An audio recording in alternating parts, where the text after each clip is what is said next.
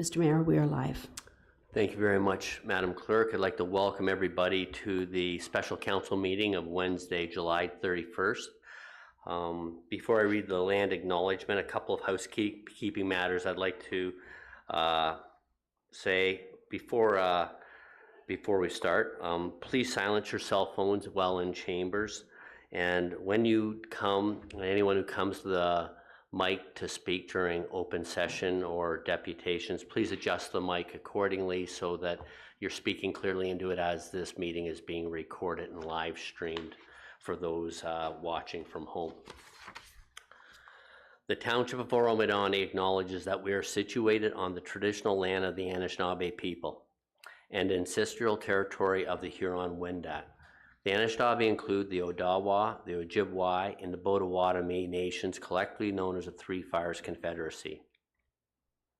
It continues today as the home for diverse Indigenous peoples, including the historic Métis community in Penetanguishene. The Anishinaabe people continue to have an enduring relationship with this land, specifically the Chippewas of Rama First Nations, the Chippewa Tri-Council, and the Williams Treaties First Nations. The Huron-Wendat Nation also continues to pay respect and protect their ancestors and heritage on this land.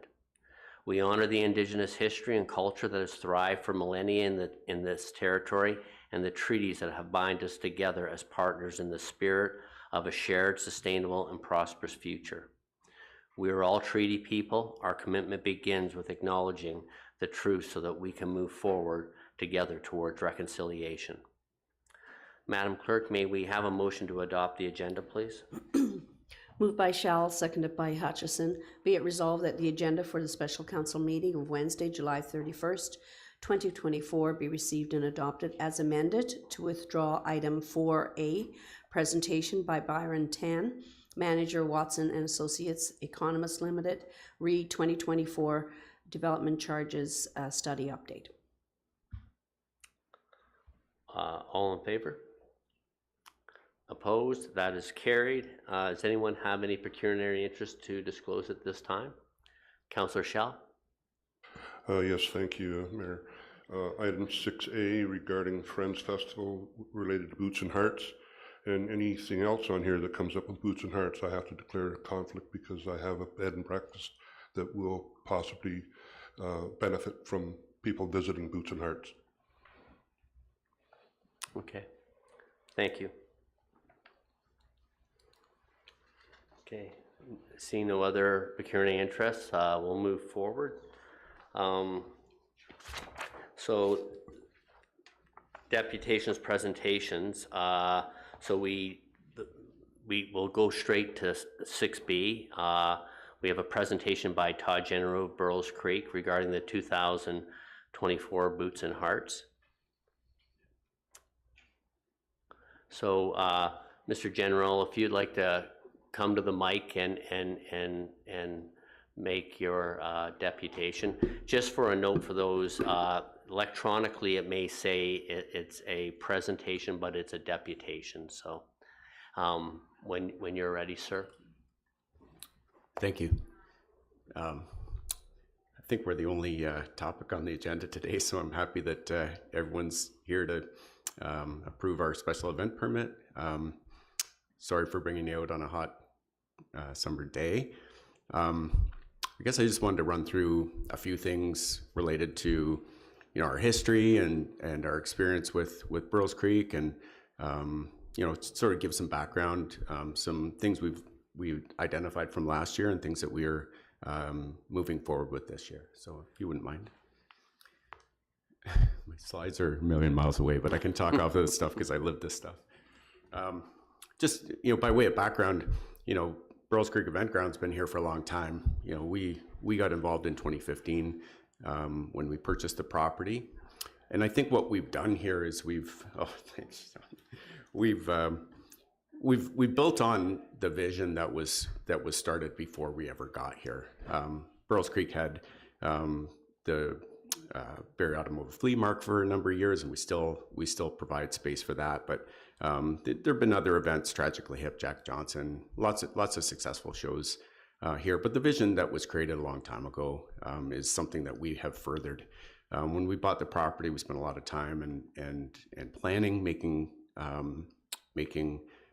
thoughtful and purposeful changes to the layout, to access points, and with a goal to making this the best outdoor music venue in Canada. And we think we're at that point. We've produced Boots and Hearts over the years, Way Home, Rolling Stone Show, and we're happy to continue. We have a meaningful investment. And I think, what I think everyone needs to understand is there's lots of promoters in the world that are like one and done. They put up a show somewhere, they produce the show. If it doesn't sell well, they cut the show, or it may or may not be safe, and they don't take the approach that we do. We have a long-term view of producing successful and safe shows here, and we built brands that resemble the success that we've had. I'd like to remark that Boots and Hearts routinely wins Canadian Country Music Association Festival of the Year over really great shows like Cavendish Beach and the Calgary Stampede and Lasso. So we're pleased with the success we've had. But planning and improvement is an ongoing process. People ask me things like, well, what do you do the rest of the year, Todd? Well, it's a year-round thing. We have full-time staff that plan this year-round, and so we've had tons of thought that's gone into this year. I wanted to address impacts of things that happened last year, and I'll just sort of run through these. The first point is on me. We had a history of opening for camping on Wednesday, even though we don't have any production or music until Thursday. And that was just to kind of get folks situated and get vehicles in and get people set up. And I decided last year that we really didn't need that extra day. There was nothing particular for campers and patrons to do. So I reduced that, and that was a mistake on my part. We increased the number of reserved RV campsites, which is a kind of a luxury for people that want to camp together, and I'll address that again. We had an increase in volume of patrons, especially for our Friday night last year, which had an impact on overall traffic in particular, but overall attendance. And as a result of that, we had to change kind of how we do parking to accommodate that single day overflow.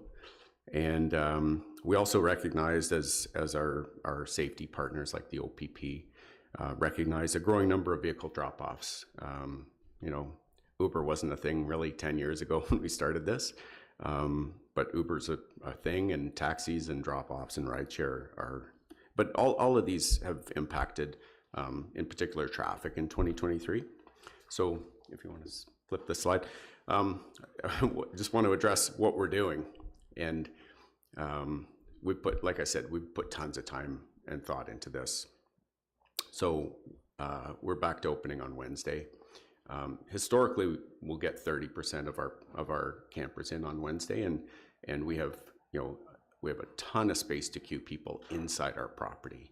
So I think the impact of last year was that for a number of reasons, our queuing lanes got filled, and it spilled out over onto the highway, and with another, not onto the highway, but onto the various township lines, line 7, a little bit in line 9 to a greater extent last year. And with spreading out the duration of people for getting in and set up, that'll have a positive impact on keeping people off of the laneways.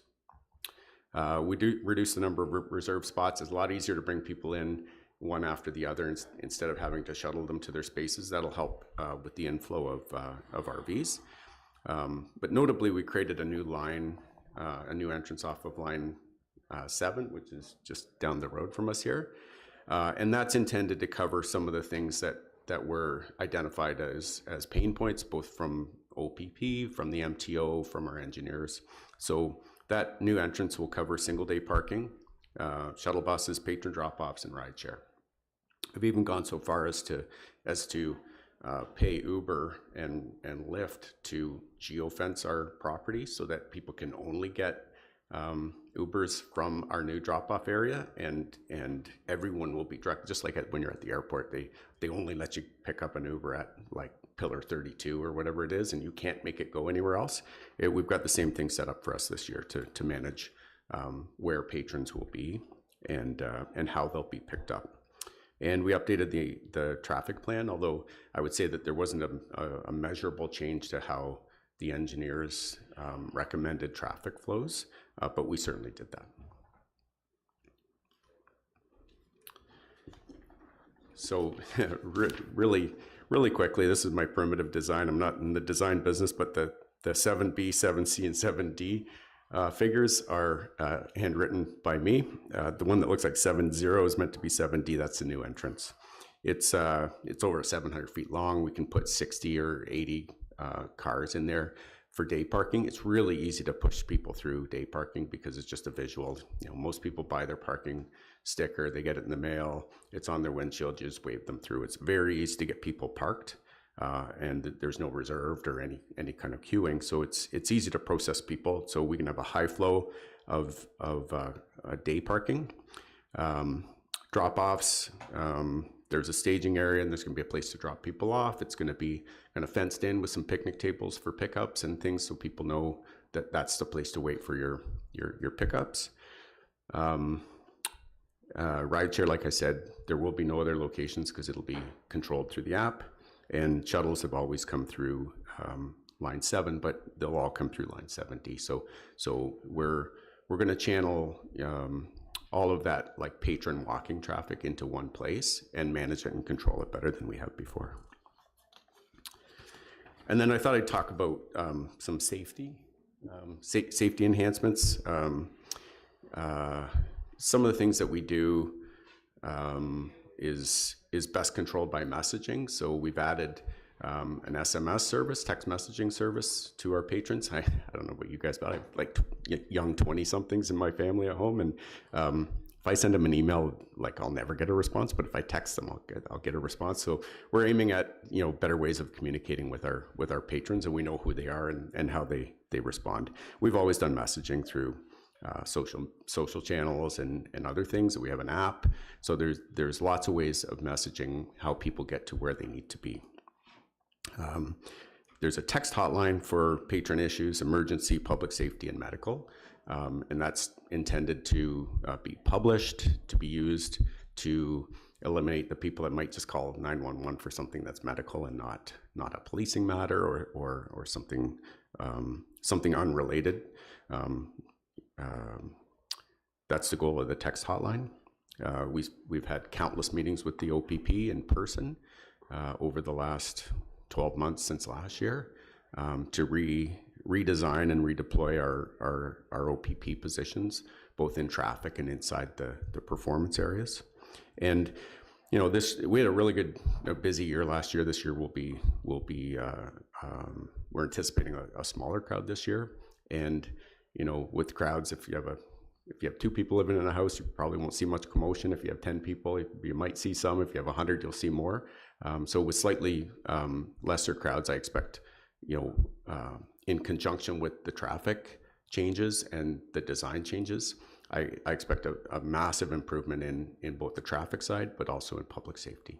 So anyway, I do this job. I've done lots of things in my past in business. I do this job because I love it. I believe in what we do. It's a continuous process of improving, how we execute our shows here. We're an independent promoter in a really tough business. Music's a tough business as a small guy, and I still feel like we're small guys because Live Nation and some of the others are really big. But I believe in what we do. I believe in the community we have here, and I believe in making the world a better place a little one step at a time. And we've spent a lot of time this year trying to make improvements both for the patrons, for the artists, for our staff, and for the community. So thank you for that. Thank you very much, Mr. General. Is there any questions people have for clarity in regards to Mr. General's presentation? Seeing none. Thank you very much, and appreciate the steps you've taken to address the concerns that were identified, and I know it's been a lot of time, work, and money in order to provide an enhanced solution. It's much appreciated. Thank you. Thank you. My pleasure. May we have a motion to receive 4B, Madam Clerk? Moved by Bard, seconded by Lavoie. Be it resolved that the deputation by Todd General, Burles Creek, Re 2024, Boots and Hearts be received. All in favor? Opposed? That is carried. So now we'll move on to open forum. Madam Clerk, is there anyone registered to speak today? No, Mr. Mayor, there is not. Okay, thank you. So on to 6, which is 6A, which Mr. Binns, would you like to speak to your report before we ask questions or any discussion, please? I can. Thanks, Mayor Greenlaw. I think first off, I'll maybe just explain why the report and the request for permit is coming before council today and not, a month prior to the event. And as Mr. Genero spoke about, the process of operational planning with all of our partner agencies is an ongoing process following a debrief of the event and looking at planning towards this year. And there were some new elements that took some time to produce. The engineered traffic plan that was prepared by Creighton Manning took some time. And then that updated plan took some additional time from OPP to review deployment. So that's why it's coming before you on the 31st. But what I'd really like to do is just speak to the intent of the bylaw, and I'll highlight some of the improvements in the operational planning from an agency perspective, and then conclude with a recommendation. So at a really high level, the township's special event bylaw is intended to take a coordinated approach with multiple agencies to ensure that through a licensing process that organizers of special events in the township have exercised due diligence to ensure the potential implications or the adverse effects of large-scale mass gathering events don't have a negative impact, or the impact to the community is minimized through good planning and appropriate structures to events. And I think it's really important to note that the township's role is to assume that coordinated approach, that there's many areas such as policing, EMS, various types of safety controls and regulations that are outside of the township's jurisdiction. And again, that's where the coordinated approach comes in, that we look at it from the public safety and impact to the community lens, but at the same time, some of the things that Mr. Genero spoke about, the production of the event, those sorts of things are on the event promoter, and we don't assume risk for those elements. So I think that's an important distinguishment of the role of the bylaw. As I think council is aware that for events where attendance is anticipated to exceed 10,000 people, council is the approval body under the bylaw to issue the permit. And often we don't have sign off from all of the agencies until we get down to the very end of the planning horizon, as the resource deployment does fluctuate a little bit based on attendance levels. So the report before you highlights again the bylaw, the intent of the bylaw, an overview of the Boots and Hearts event, and there is one new festival this year as well, the All Your Friends Festival. So I just want to highlight a couple of the notable components for 2024.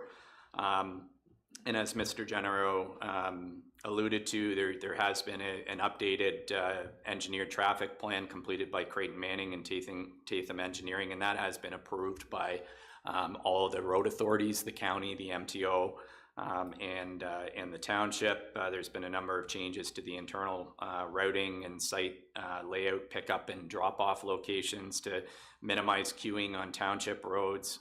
The new entrance has been created and provisions made to address Uber, rideshare, and day parking. The event is now starting again on Wednesday to improve the load-in and the logistics, smoothing the load-in period. And adjustments have been made by the OPP for paid duty staffing deployment for traffic management, as well as the security plans. So the traffic plan hasn't really changed a lot from previous years. There's still a number of, there's only so many ways in and out of the property. Lines 7, 8, 9, and 5 are really kind of the multiple phases and stages, and it's important to note that traffic is dynamic, and that's really the intent of the traffic management of OPP, that based on what's happening for queuing, then they'll advance the different stages of the traffic plan to ensure that passage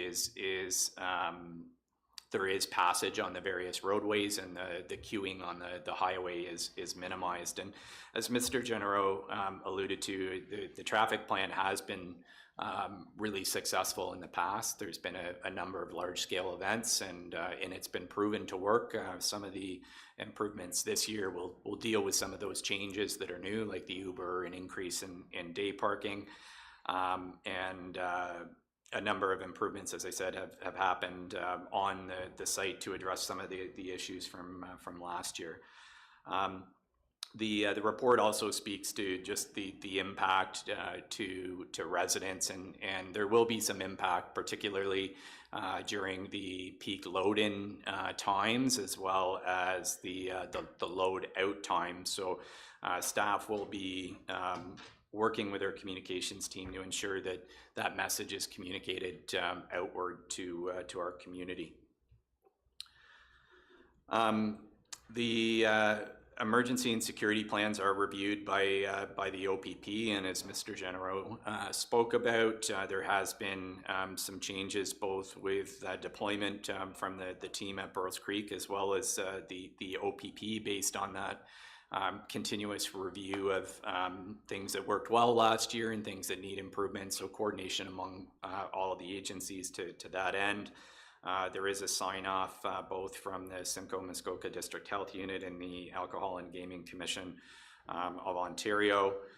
We do maintain an MOU with Burroughs Creek that establishes sound levels that really have evolved over the last 5 years to get to a point that I think works well for both the events, as well as minimizing the impact to the community.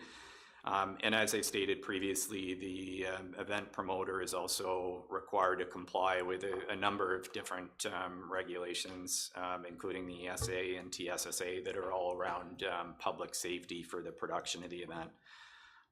The All Your Friends Festival is a new event happening the 23rd and 24th of August.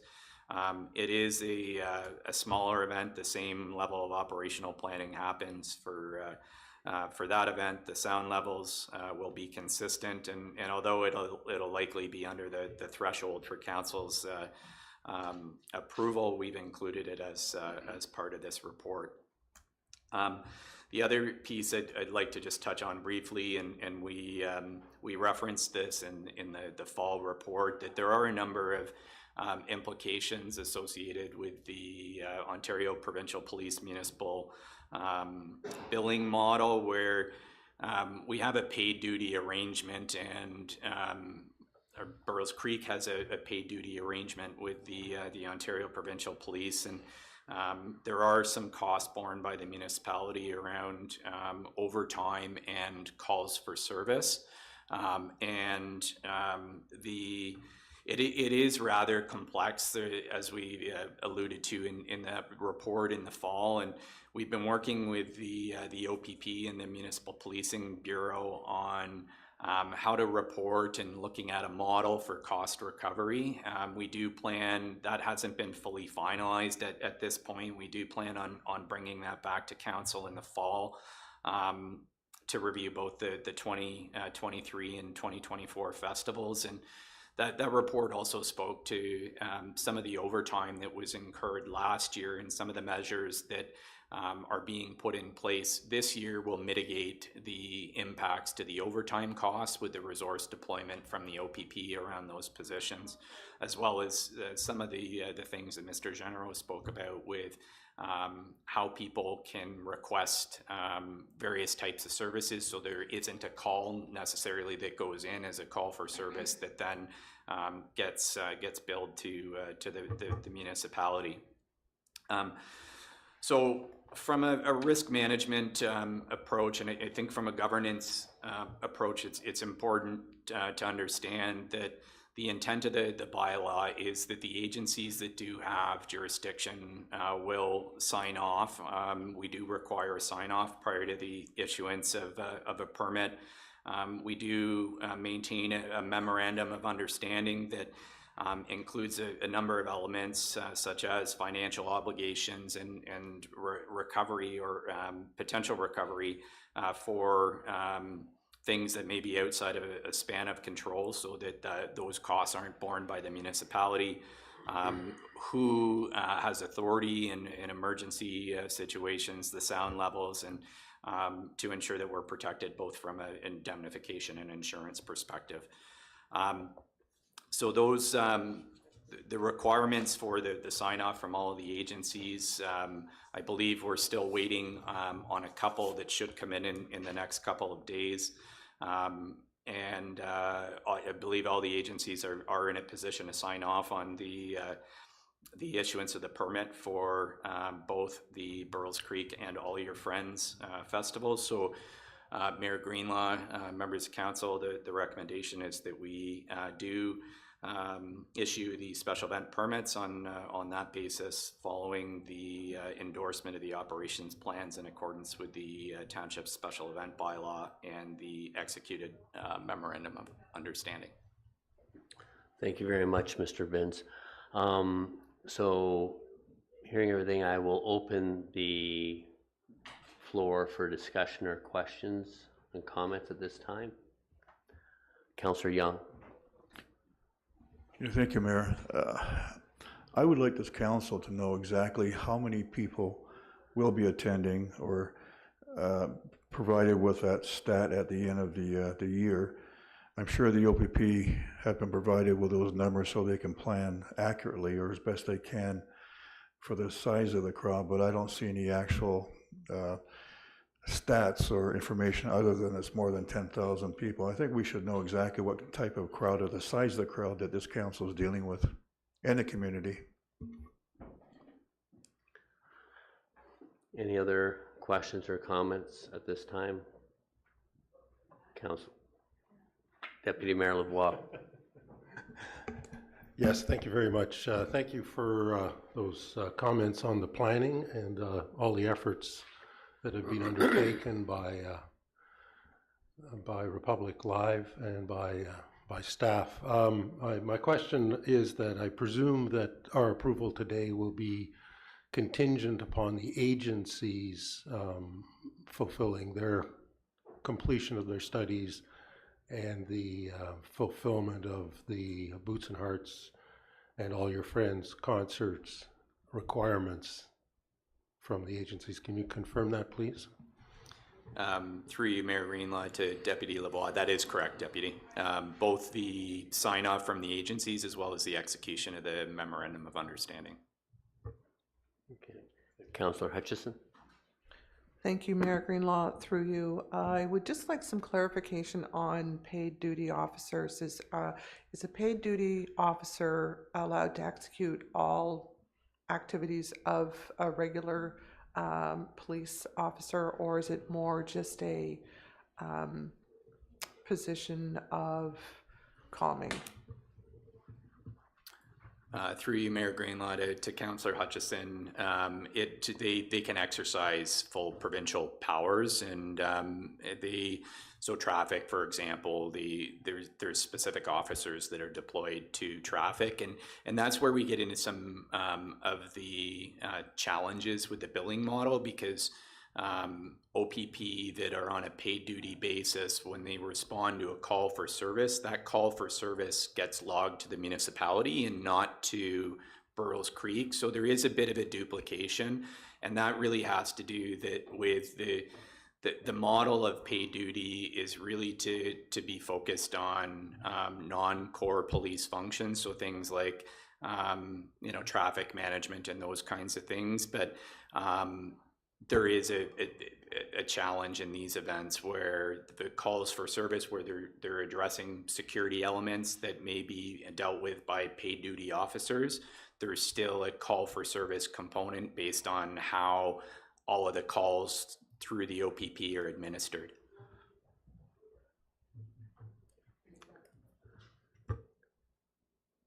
Councillor Young, then Deputy Mayor Lavoie.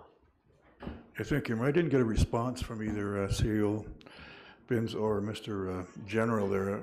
I would like an agreed that this council will be provided with that information by the end of the year as to the actual numbers, and I don't care what's provided to her in confidence for whatever reason, and I understand there are reasons why, but I would like a confirmation that that information is going to be provided to this council. Deputy CAO Binns, please. Thank you, Mayor Greenlaw. I think it's not our information to provide, and I did cite that in the fall of last year. It's something that we can look at. I do need to speak to Mr. General about that. I would say that the agencies that need to sign off on this are aware of the operational plans do contain numbers. Part of the planning back and forth does involve an up-to-date count of what those numbers look like, so that the agencies can plan accordingly. And again, if the agencies didn't have a level of comfort, they wouldn't be providing a sign-off. So, I think I can take that discussion and look to report back to council, but I'd also like to provide comfort in the fact that all of the agencies that require sign-off under the bylaw do review that operational detail and provide that. And we don't request numbers for any other business or issuance of other permits. So it factors into the planning. But again, I can look to report back, but it isn't our information to provide. Okay, thank you. Deputy Mayor Lavoie.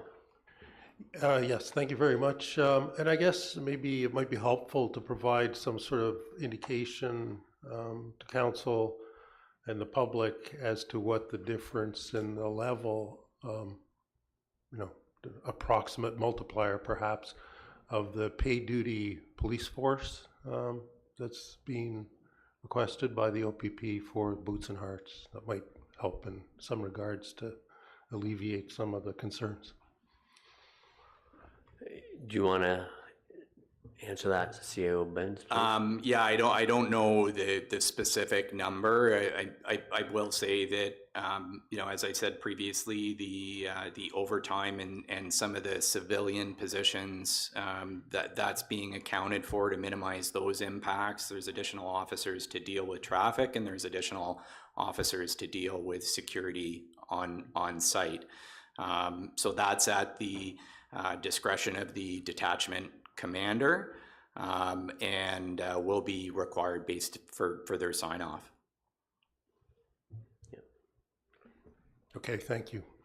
I would say it's been doubled is what's been requested. So they have substantially stepped up the number of paid duty officers that Burroughs Creek has been asked to bring in for the event. So I think that should provide the level of comfort that everyone, I think, is expecting or appreciates. Okay.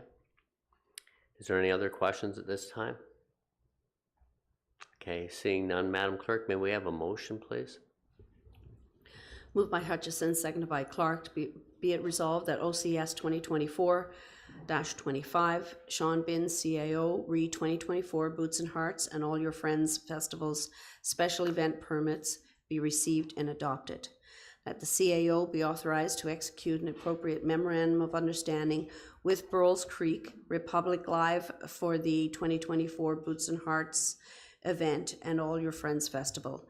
That staff be authorized to issue a special events permit for the 2024 Boots and Hearts and All Your Friends Festival upon receipt of agency endorsement of the operations plan in accordance with the township's special event bylaw, an executed memorandum of understanding, and that Burles Creek event grounds be informed of council's decision. Heard the motions. Any questions regarding the motions at this time? Seeing none, I'll call the vote. All in favor? Opposed? That is carried.